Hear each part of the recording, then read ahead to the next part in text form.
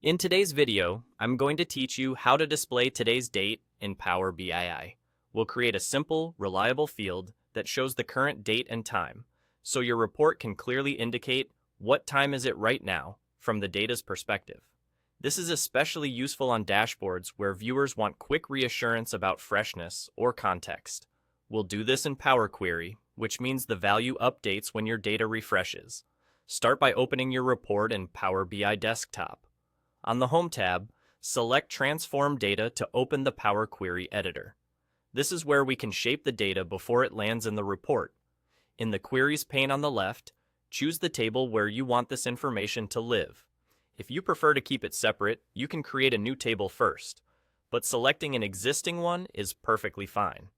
With the table highlighted, go to the Add Column tab in the Power Query ribbon and choose Custom Column. A dialog appears asking for a column name and a formula. Give the column a clear name, like current date time, so it's easy to find later. In the formula box, type exactly datetime.localNow. Include the parentheses and don't use quotation marks.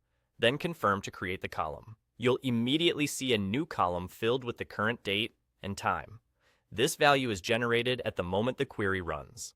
When you return to your report, you can add this field to your visuals just like any other column.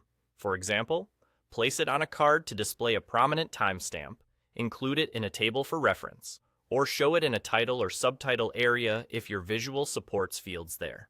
If you only want the date and not the time, simply adjust the formatting in the report to display the date portion.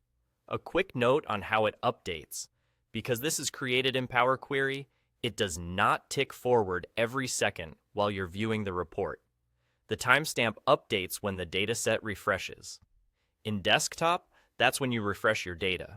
In the service, it updates when a scheduled or manual refresh runs. Also keep in mind that datetime.localNow uses the local time of the system performing the refresh, so the exact time zone may reflect where the refresh happens. That's all you need.